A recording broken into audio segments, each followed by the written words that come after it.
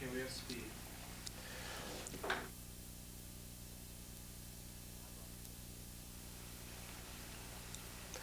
I'm Robert Hooks, and we are about to have a conversation. My dear colleague Douglas Turner Ward and I, we are at the New York Public Library at the Lincoln Center. And we're about to talk, I guess, at length about the first 20 years of our experience at the Negro Ensemble Company. Doug, as I mentioned to you earlier, our baby is not a baby anymore. It's 20 years old, and when we started this company back in 1967 or 1966 to get ready for 67, we had a lot of objectives in mind, and I think we've probably accomplished most of those objectives. I know we've accomplished many objectives. We wanted to do issue-oriented material. We wanted to let the world know that we were not just a regular theater company, but we wanted to do something special as it related to people of color, third world issues. Our first play was a controversial play. Why don't we talk about some of those objectives?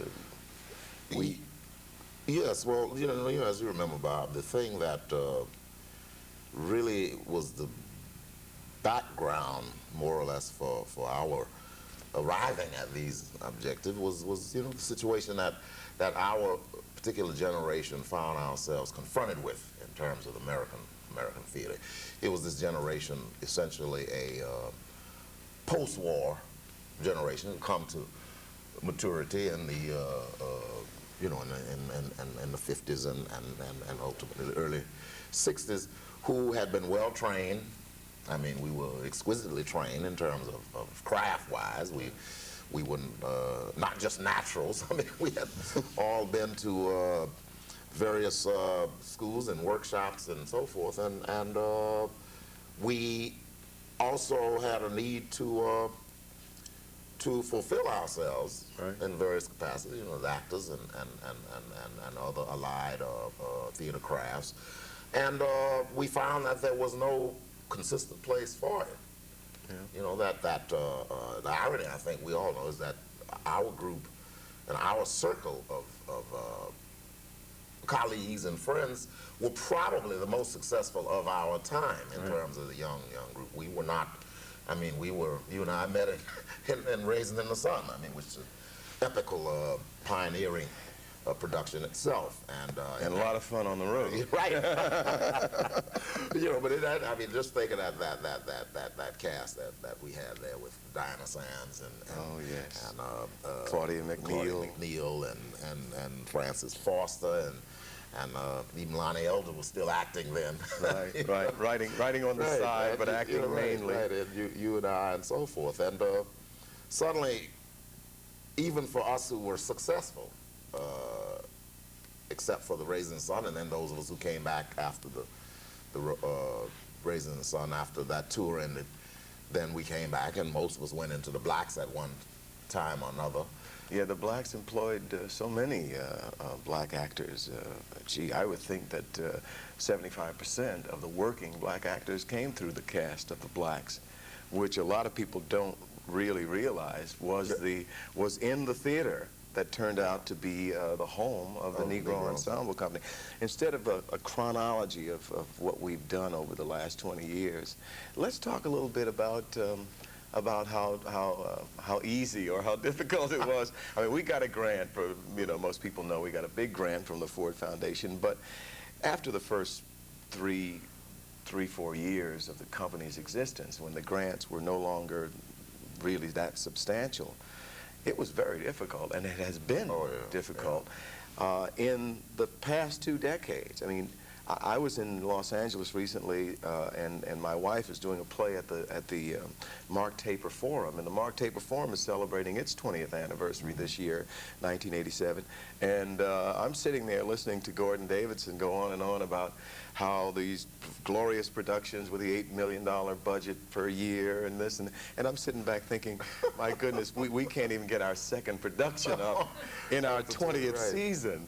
And I'd like to talk about the difficulties that we've had over the years, just keeping our heads above water and still managing to do excellent theater. Yeah, well, the thing there, Bob, I mean, the strange thing, not so strange, because times change and policies change, you know, and even in the cultural field.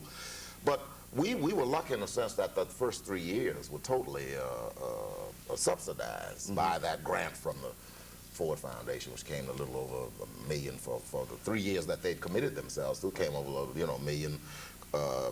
What, 200, almost $1.3 million and a half, yeah, something like that. $1,000. Yeah. And what that did, and that was very crucial to us, because what that did is that meant that since we didn't have to go out and do that fundraising and all of that, that we could really concentrate 100% of our attention to the artistic goals that we had, which included professional theater productions and also the training program that we had. Training program. Every phase of theater.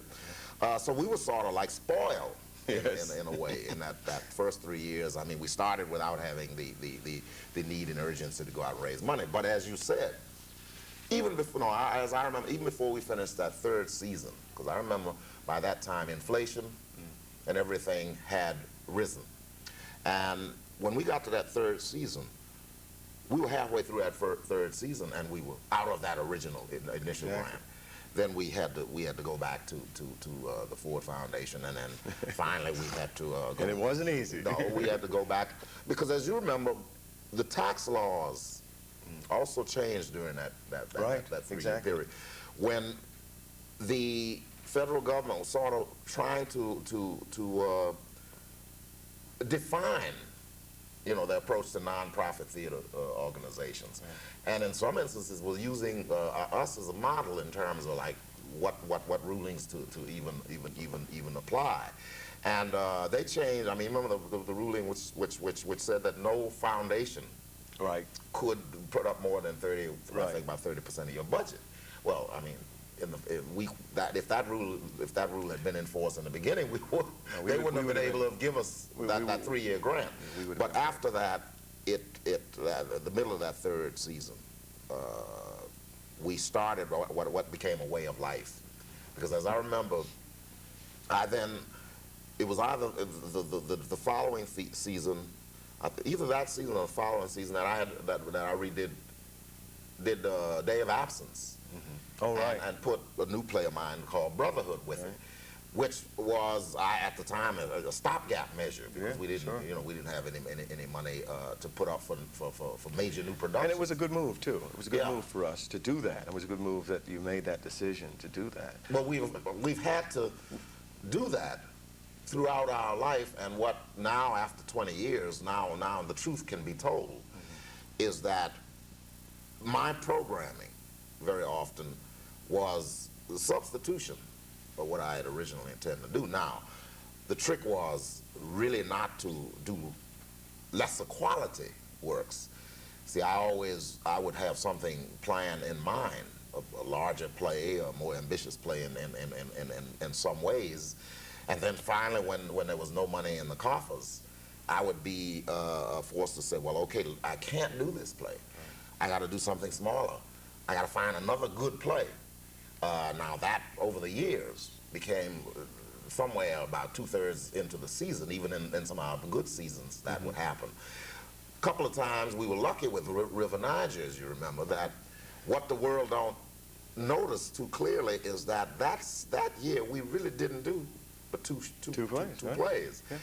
The impact and success of River Niger was so tremendous until all of the publicity and the visibility factor kept it so in the public eye so strongly till they overlooked the fact that, we didn't do a full season. Really didn't do a full season. But that became a way of life.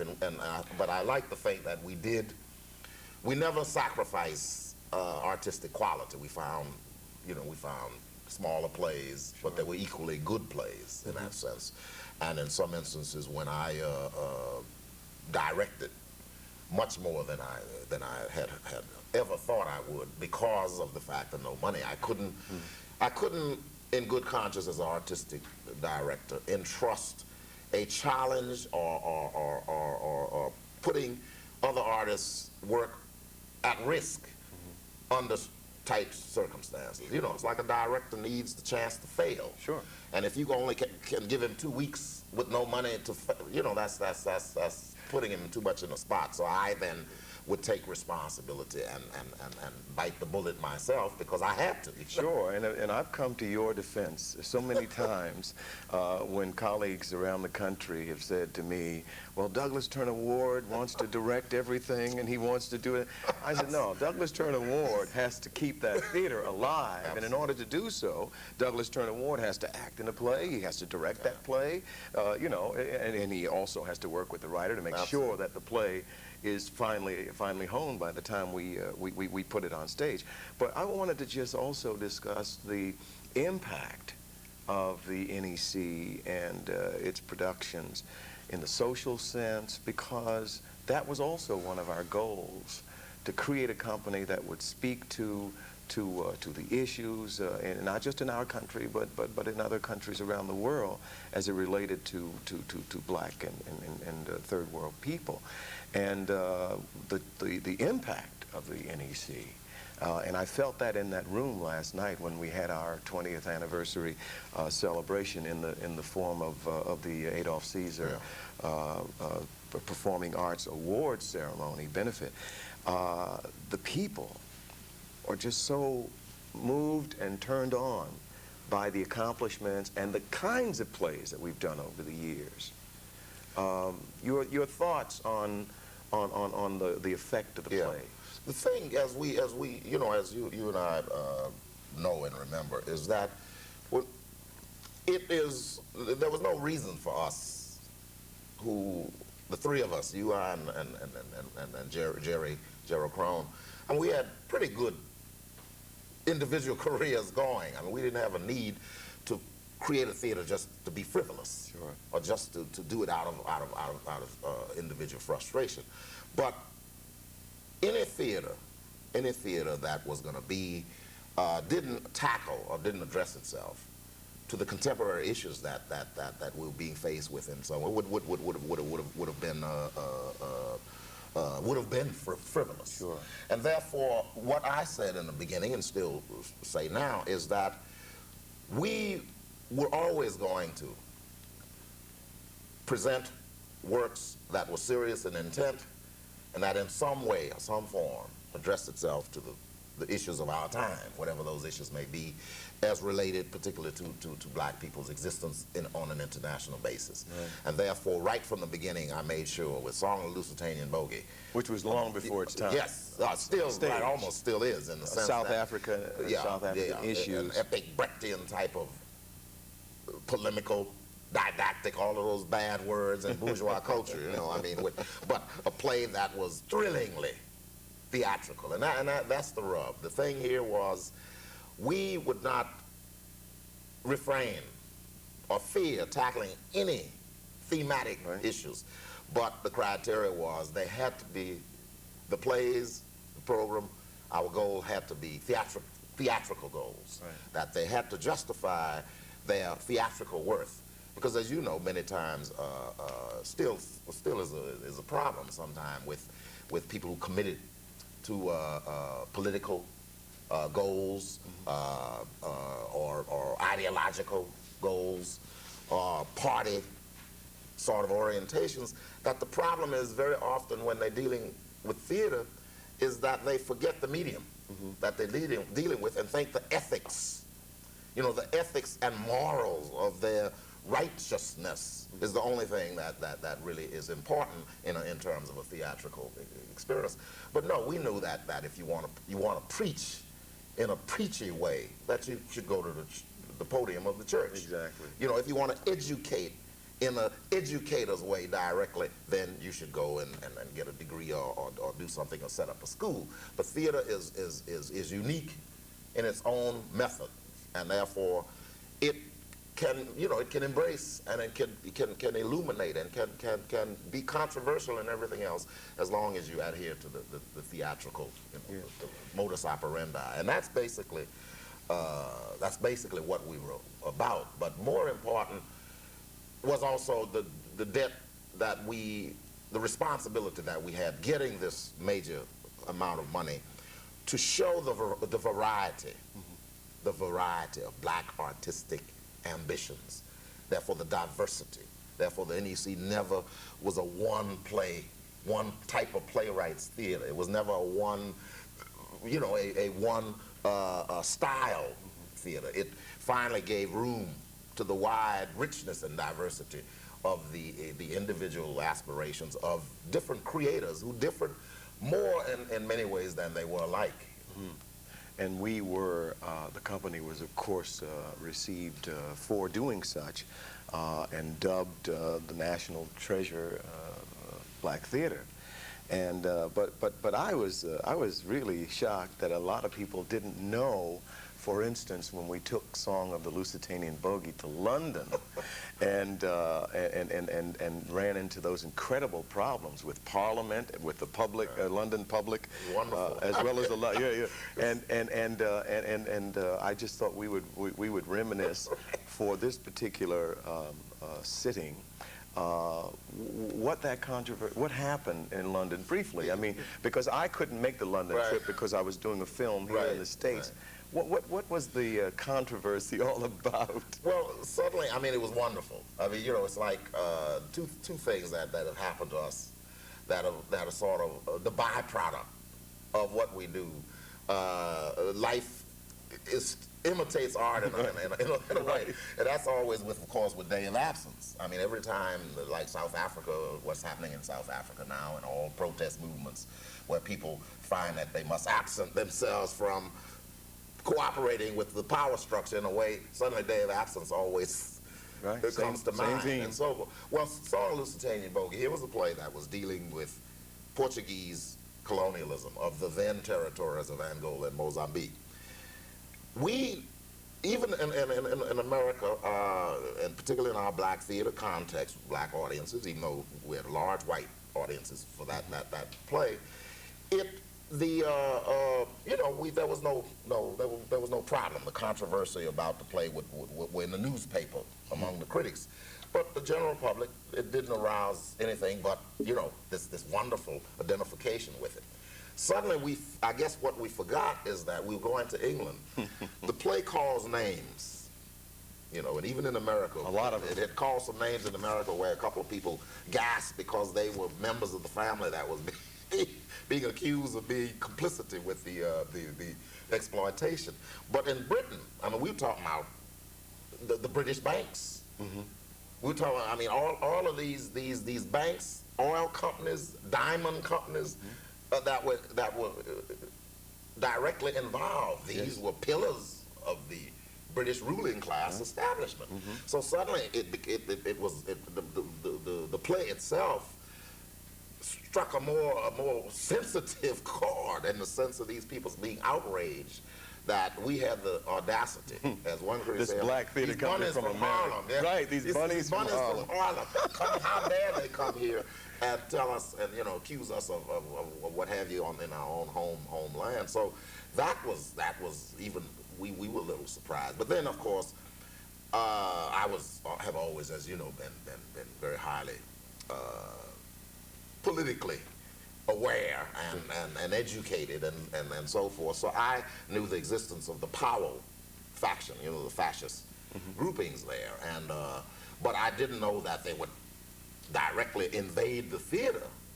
And they did. They did. They opened their first performance. They invaded the theater, and suddenly in the middle of the first act, boom, they started throwing things. No, they didn't attack us physically. They didn't throw things, but they did they did interrupt the show with shouts and sloganeerings and were disruptive.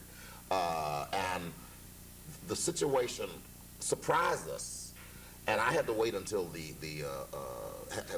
first act was over, and then I went backstage to the actors, who were rather shaken up at this point. I mean, you know, actors, we all know as actors, we exposed. We were a long way, they were a long way from home, when you're on stage, if somebody has a grudge against you, I mean, you're in trouble. You can get wiped out. You can get wiped out. You have no defense. So the actors were a little shaken, but I went backstage and I gave them, and with the theater management, the World Theater people. This was the Aldwych Theater. Yes, the Aldwych Theater. Peter Daubney, the late Peter Daubney, was then, you know, head of the World Theater Festival, which was an annual festival. International groups from all over the world came. And so I gave the company an option. I said, look, we have every right, if you all are too shaken to continue, we have every right to stop right here. I said, however, not to encourage you to go on, I want to remind you one thing. And I also knew that the theater management, including wonderfully the stagehands. Really? The stagehands were outraged. The stagehands were the one who went up to the balcony and grabbed these suckers back and threw them out of the theater. Threw them out, yeah. So I knew that the situation was being addressed. So I wasn't like encouraging them to go on.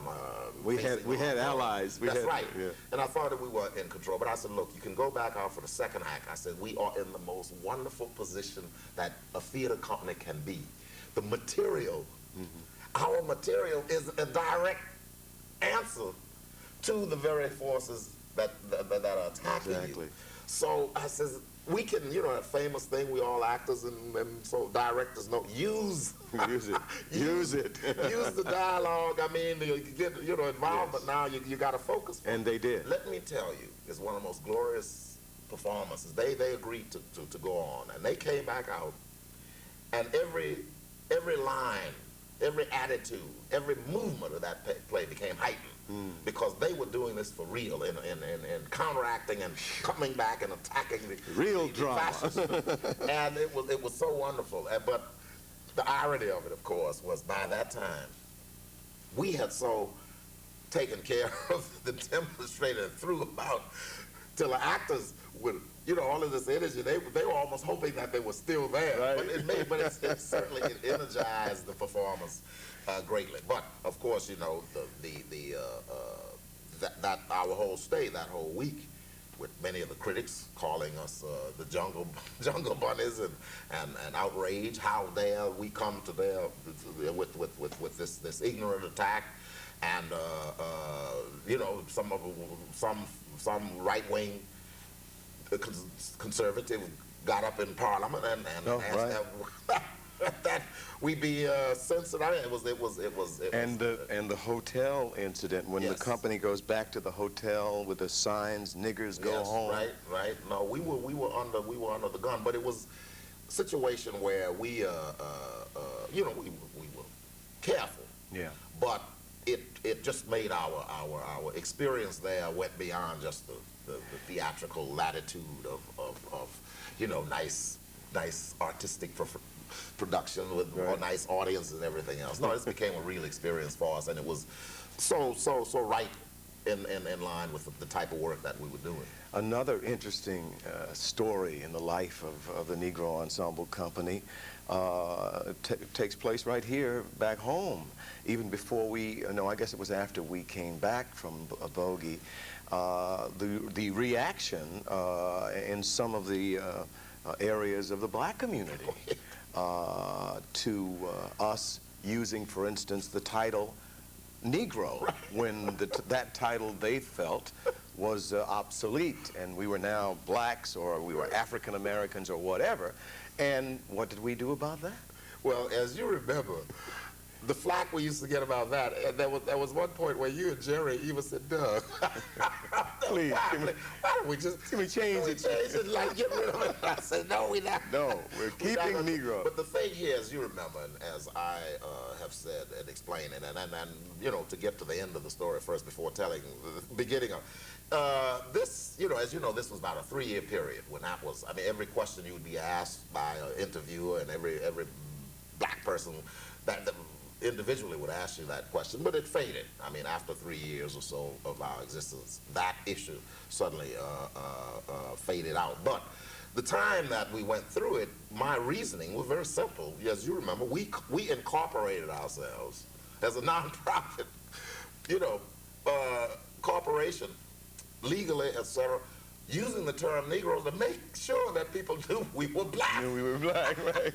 And all of a sudden. Right. But the time, you know, because everything at that period, things were moving, everything was moving rapidly, including semantics, if we want to put it that way. Yes. And while basically the black Muslims and with Malcolm and so forth had been the first ones basically ideologically to begin to fight for, you know, the use of black, which was valid in every way, but uses just don't change overnight. Right. So the majority of the people, Negro was still the common currency. But by the time we put up our shingle, the time it took us to incorporate ourselves, and by the time we came up with our you know, our first production and so forth, the usage had rapidly shifted, and many ignorant people, unfortunately, had gotten involved in the debate and turned Negro into a pejorative. I mean, you know, bad word. Sure. What all of us know is that yes, uses change, names change, and everything else, but that, you know, in order for it to change, you don't have to go back and say, well, the honorable terms that we use for the last 400 years or 200 years, that those were bad. And that was your point. And that was your point. My point is, look, Negro, there's nothing wrong with Negro. Of course. Usage is going to change. Black is going to be 99% used by all of us, so that's no problem. But if we get stuck in the semantics of this, I feared for us that sort of pressure would already, if we gave in to that sort of pressure, that it would wound us in the future whatever forces came upon the scene who wanted to represent or to attack us in more important areas. So I felt that, look, if we alert the world to the fact that we are not going to just respond to every criticism, we're not going to do even this. from blacks. Yeah, even from blacks. And we're not going to respond to things unless they're principled, you know, criticism or points of view. But we're not going to get stuck in these semantic debates. We're not going to get into posturing. And we are a theater company whose identity will be established by the nature of what we do. The work. And therefore, in a perverse way, I guess, people would say that I was saying, look, even if there is a slight negative approach to us and you walk in and see that what we're doing is the most blackest thing in the world, sure, you may challenge your own values that way. Well, that was the bottom line. But that was basically what the bottom line on all of it, and I for one am happy that you rejected the suggestion to change the title, because the deed of the company, it's the work, it's what we put on that stage. Absolutely. And you can call yourself, as W.E.B. Du Bois said, you can call yourself Iggy Blippy Mose. It doesn't matter. It is what you do, the work that you do. Exactly, and that's what I think. That's why 20 years later, what happened last night at the anniversary thing, which the question you asked me before, where, I mean, I was startled by the personal identification that audience had to what we did, and then, but what we saw there, what was exhibited, was not theory anymore. They were looking at excerpts from glorious productions. I mean, no longer anybody there was no theoretical debates about who we were, what we were. There's 20 years of accomplishment, as you said in the beginning, particular kinds of accomplishment. Sure. Some of it is some of it is controversial, purposely so. Sure. I mean, in the sense that one of our objectives was not that we're going to be self-conscious always about looking over our shoulder, what do the white world think of us? We had to absolutely have the autonomy, self-determination, and independence to say, we will tackle issues pertinent to our lives, even in those instances where there are negative tensions that exist that have nothing on the surface to do directly with white racism. And therefore, a lot of our plays have investigated inner black people relationships and tensions and negatives and so forth. We've had the wonderful playwrights who have come from different viewpoints, not opposing viewpoints, but different vantage points, like a home where Sam Art Williams will champion this wonderful sort of positive boy meets girl at the end, Yeah. getting together, and life goes on with the glow of positive future. And then you get a Gus Edwards in a Weep Not For Me, who will end the play where, I mean, Felicia Ayers Allen played that role. Bill Cosby's wife. Bill Cosby's wife played this crazy sister who at the end of the play came in and with this big gun and managed to wipe out everybody. I remember the play. That was a play where we said that was the play that was going to end. That was for me. That was going to be the end of all family drama. 'Cause that was, if that was the way the family was, I mean, then that was the end of the family drama. But we have challenged ourselves, and we've challenged our own people to look at themselves, not just through the reflecting lens of the white attitudes and white points of view of the white society, but to look at ourselves with the X-ray eye of our own autonomy, and see what exists there, which proves that we are like all people. We were very complex. Sometimes contradictory. Right. What about the plays? I mean, we have been alive and alive at least, for 20 years.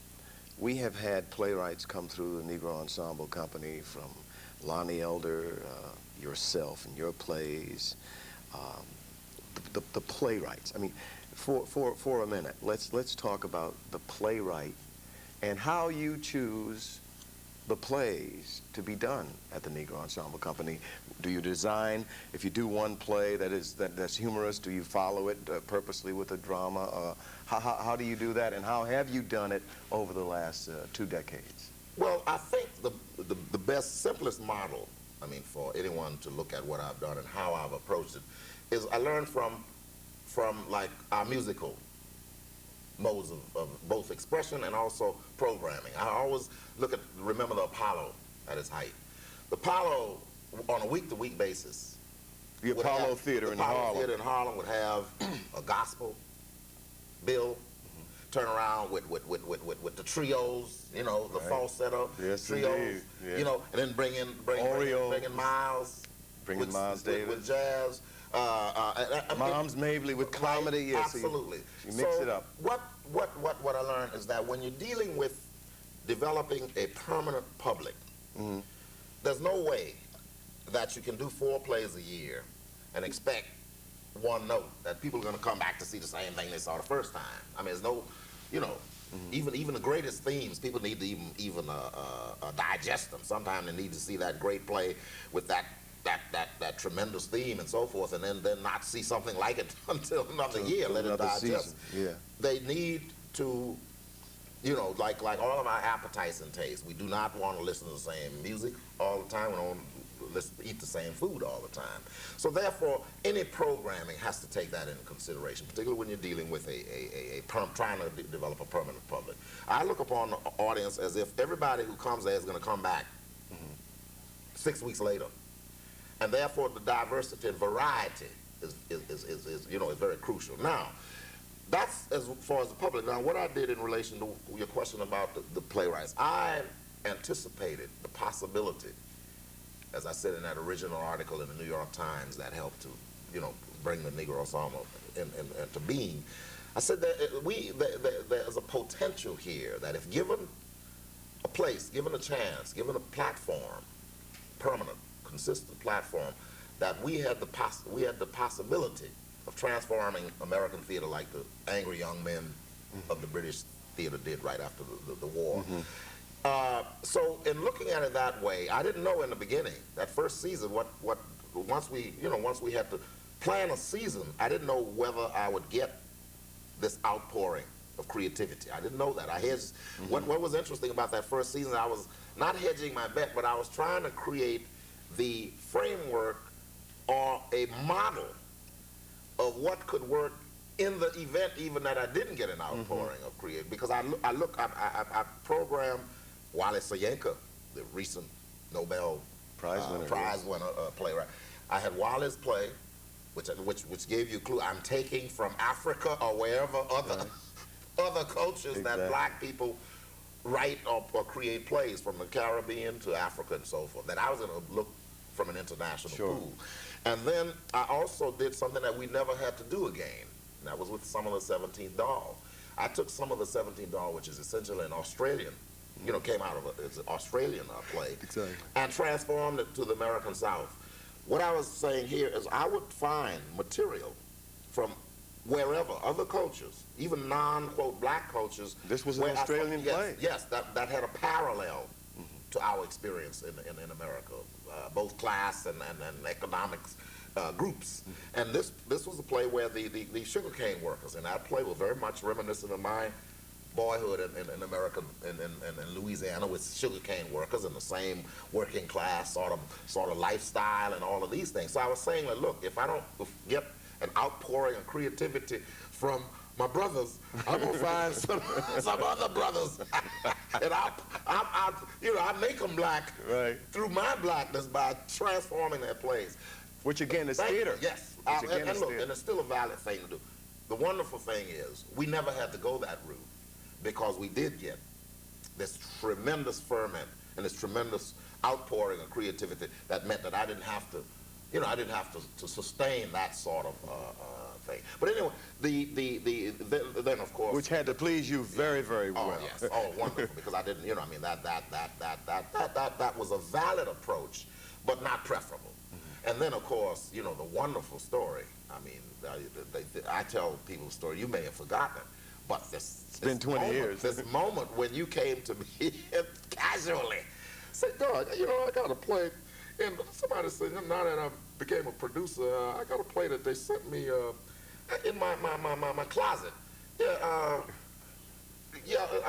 I forgot the name but I think of Richard Wright. I said, Richard Wright wrote a you got to play by Richard.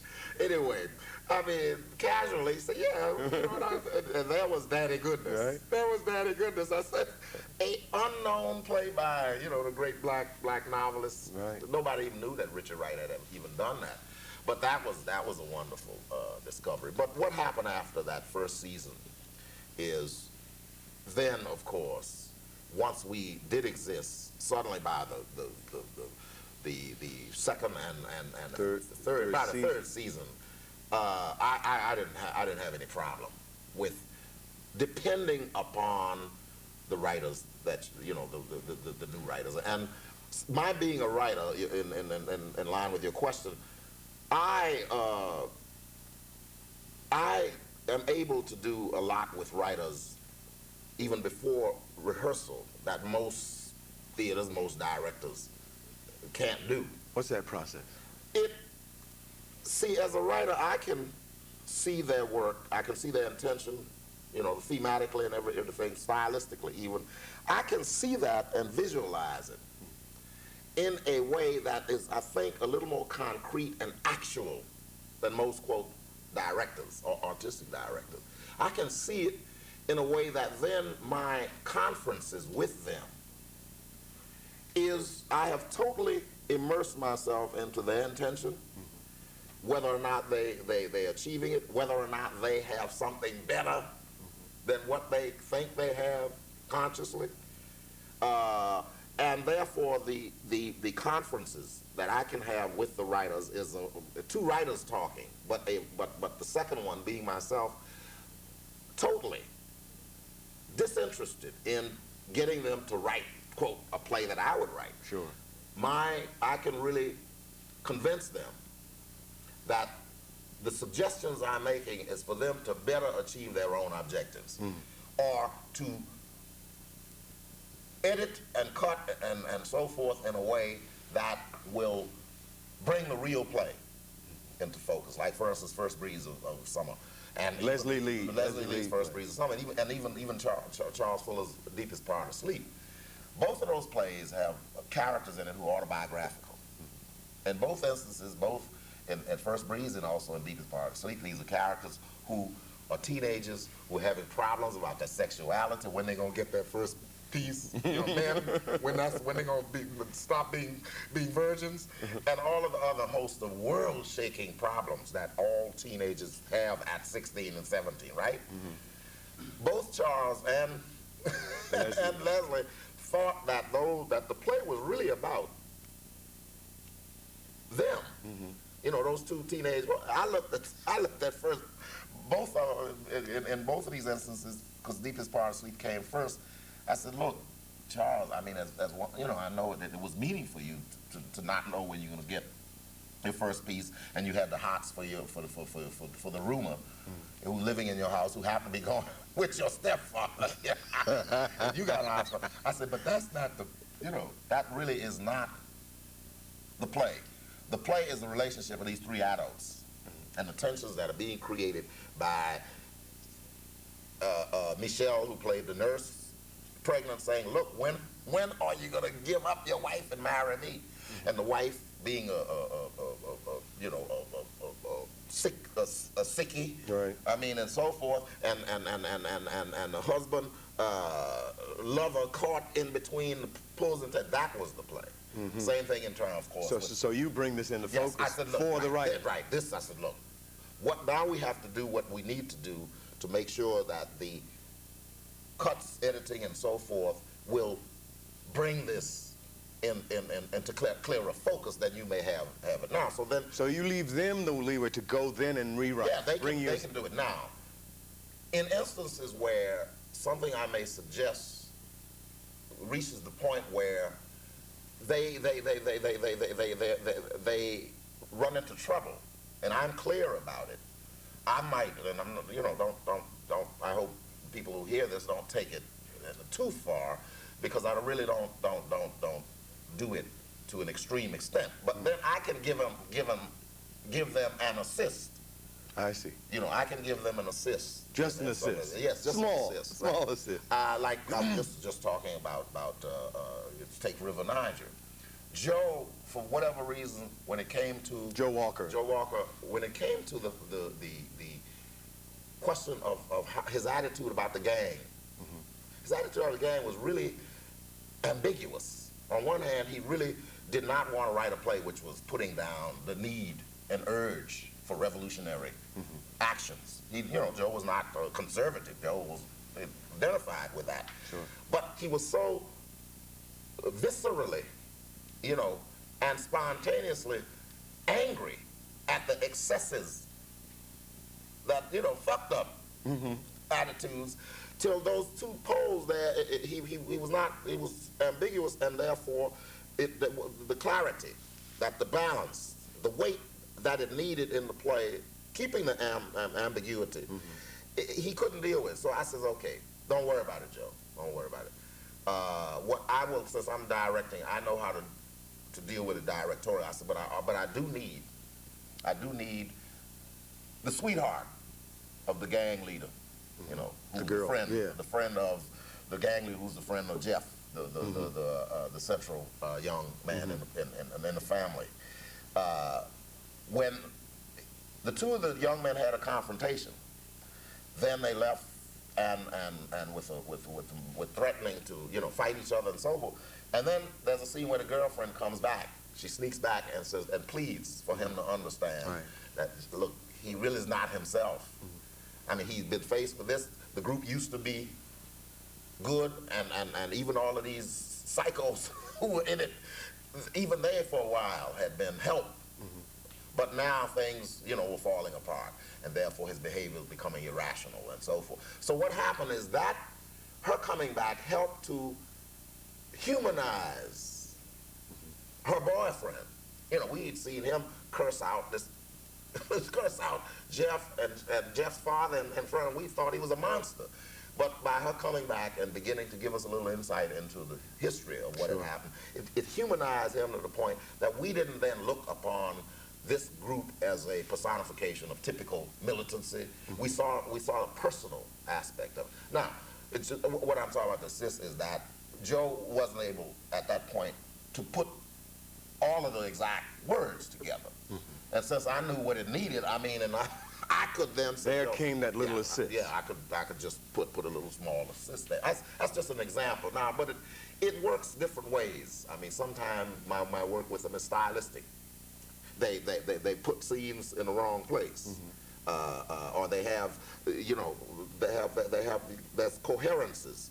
And then my biggest assist to all of the writers, I think, and the thing I'm most proud about is, and I think, as sometimes I say it, not egotistically, but I think the best thing that black theater had by having me in the position that I've been in is that I have been the one who encouraged the writers to risk not being obvious. Now, what people don't realize is writers tend to, once the play is going to be done, they go back and they want to rewrite and clarify everything and take out. And I'm saying, that's the best thing about the play. Let it breathe. Let the audience fill in the spot. Don't overwrite. Don't be obvious. Don't be literal. Don't, you know, be ambiguous. Leave question marks and all of those things. Now, I say that usually sometimes what we always hear is that generally sometimes directors and even management always seem to be on the other hand. They're the ones who always say, can we make this clearer? They're not going to understand this. Couldn't we write? And I'm the opposite. I'm the one who I almost don't want writers to rewrite their plays almost, because the tendency is for them to become more literal and so forth. Well, I have talked to, over the years, most of the writers that have come through the NEC, and they just all praise your name for really, I mean, they said it's like getting a degree in playwriting again. I mean, if they've gotten degrees already.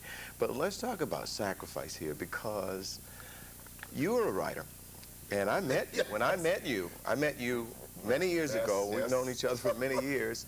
And one of the things that really attracted me to you was your knowledge, of course, your sage, your knowledge, your ability as a writer to capture, you know, the human quality so wonderfully. And I said, this man is a brilliant writer, and I'm going to know this man all my life as a writer. But then all of a sudden you stop writing. Now, the Negro Ensemble Company has enjoyed your dedication for 20 years, but it has been at the tremendous sacrifice of your own writing. I mean, you have not been able to write. What has that done? Well, the thing about it is that the two things I realized early. I thought, you know, when we started this thing, I thought that after 3-4 years, we could step down and let somebody else take it over. It didn't work out that way, of course. But I knew that the need for the Negro Ensemble Company was a priority for all of us. And not that I'm being a do-gooder in that sense. I knew that it had to survive. It had to exist. And the fact of it not existing and continuing to exist was too fearful for me. Scary. For my own ultimate needs. I says, what? If I'm gonna write for theater that I can't write for theater that don't. I've created a theater that I should have exist in the event that I need to produce my own plays. So anyway, that was one of the things that kept me willingly accepting the responsibility and the sacrifice. Now, I had over the years, I had also established a sort of routine where I did write. You remember when every year I did go away. I did go away during the summers and spent three months and so forth concentrating on writing. Now, what happened is that was sufficient enough for me not to be tied up in knots of frustration. I wrote sufficiently enough that I was realizing enough of my writing urge that I could then come back after 3 months and then put my shoulder to the grindstone again of dealing with the NEC and all of the responsibilities there. Now so I've written enough to satisfy myself. However, I am aware of what you said, that, for instance, my not writing has meant that we have lost the product. That's something that I've been pretty much, unfortunately, singular, in that there are very few black satirists. That's right. Very few black satirists, and by me not writing, I mean, we lost. Tell me about it. I produced that play. Yeah, right. We lost the fullest development of that vein, because I think I will be egotistical in this way. I think that I know satire. I mean, I'm a master at satire in that sense. Well, I can second that one. Even some of the weak attempts that have been made at it, I find people missing the point, missing the boat. Even now, I haven't seen George Wolfe's play in that sense, but what I hear about it is that it's uneven, in the sense that some good We're talking about sketches the in Black it. Museum, Yes, the Colored Museum. Colored Museum. There's some good sketches in it, but there's some that are absolutely not just because everybody say, well, they're controversial, but hey, satire the targets must be worth it. I'm afraid that in many instances, you can, let's say, the episode I hear about is the slave ship episode in his work, which is doing a takeoff on black people on the slave ship, in a satirical thing. Well, you can't satirize the Holocaust. No, you can't. And for us, the slave ship is comparable. Yeah. So what I'm saying here is, when I say the target is not worthy of it, it's not being fearing controversy. The thing here is satire works best when your targets are worthy of it, when your targets are big enough and are controlling enough or entrenched enough or powerful enough that you're demolishing of it, of their pretenses, of their chicanery. All of that is worthy of it. But you pick on a cripple. Yeah, It doesn't work. You kick a baby, or a lame, or a cripple. I mean, you could get. We can have a ghoulish sort of. We will all laugh at almost anything. I mean, even sometimes when we say, "Oh God," I mean, I didn't mean to laugh, but that person fell and cracked their head.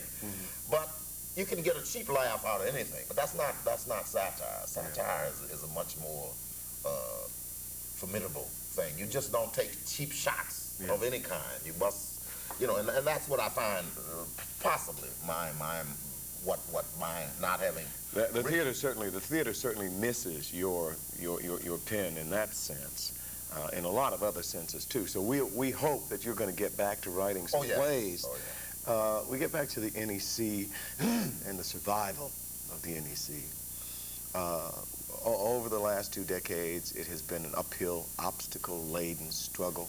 Let's talk about some of the reasons for the lack of support for a black cultural institution, or for that matter, just a cultural institution, but certainly worse for a black cultural institution. Why is it, and what can we do to save companies like the Negro Ensemble Company from going under? Bob, the biggest, there's an over-determination. There's a big word, over-determination, but there's a huge central reason for not just black companies' plight, but the plight of nonprofit theater, if you want to put it that way. Our country does not have a policy. Our government, our country, our whatever, all of the powers that be does not have a realistic policy that's oriented towards the absolute essentiality of cultural institutions. Serious cultural institutions. That's as simple as that. It is, I mean, it's just murderous to think that all of our cultural policy, yes, even the government has entered into it during the last 20 years or so in terms of national endowment and humanities and so forth. But all of the culture have been, we capitalism. So they say, okay, everything's on the free market. Especially under and therefore it must survive on the free market circumstances. Well, that can't happen with a serious cultural aspiration and ambition. So anyway, that's the source of it. Now, once you take that we have no policy, then finally we pretend to have policy. We say business and industry and people, but that's too voluntary. As wonderful as it is, It's not going to happen. no, it's of course. But every year, you know, and us trying to raise money, all of us are begging. Every cultural institution is going begging, right? Give me, you know, please give me a dime. The person sitting at Mobile or whatever the others, they're in the driver's seat, right? There's no pressure from, you know, there's no mandate saying that they have to put up 5% of their earnings into a cultural pool. And the president says they'll just do it. Right, They're not going to do it. We have to beg them every year. Right. Hey, we know that sometimes they give all of us a half a penny. That don't help any of us. Right. Or sometimes they strings us out. Yeah, sometimes they select one group that they're going to give it all. Hey, this is folly. I mean, to have a nation of our size with that sort of approach to the.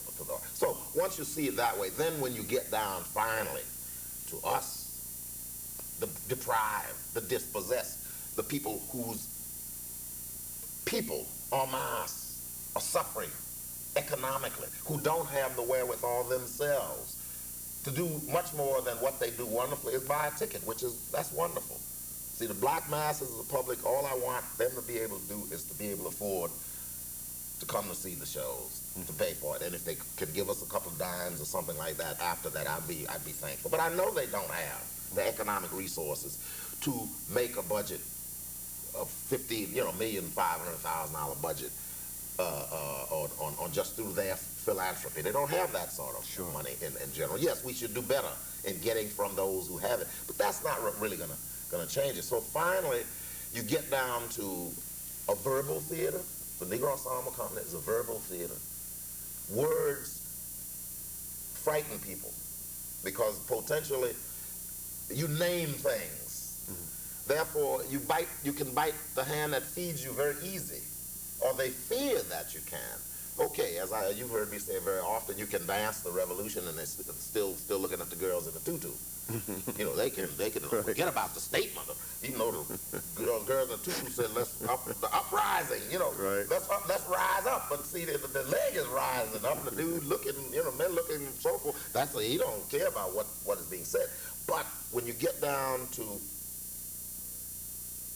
words per se, like we found out with Song of Lusitanian Bogey, when you said De Beers, Dutch Shell, Royal, you know, the National Bank, I mean, you know, and so forth. You accusing me, you know, you cursing me out. I'm not gonna give you money to curse me out. Sure. You know, you remember? I don't know whether you remember. We did Joe Walker's play Ododo. Yes, You indeed. may want to forget it, but I remember that John Simon wrote a review which says we should be investigated.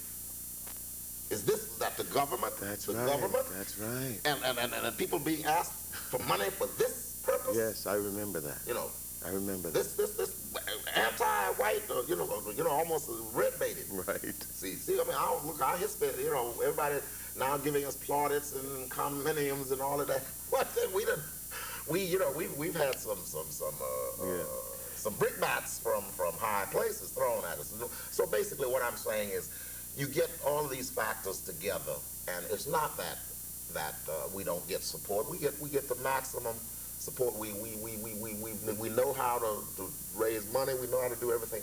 It's just that, as you know it, finally every year for the last 10 years, at least 1/4 of our budget is unmatched. We can't raise it. Yeah. You know, we cannot get that last quarter. Some years it's been worse than that. But I find that structurally, endemically, whatever our budget is, the last quarter is unrealizable, and that's been the albatross of me in programming, because it usually comes. I get past 2/3 of the season, and then that last slot. That's why a lot of time I've left the to be announced. Sure. Because a lot of people don't like that. But I gotta save. You know, I can't commit myself because I'm not certain that last money is going to be there. Let's fill this pitcher up with water again. I got a couple more very important questions I think that should be a part of this sitting. Let's get our glasses and filled with water, and let's come back and talk about black support from the black entertainment communities, from the black professionals that can afford to do it and don't. Let's get into that for a second. We'll be right back.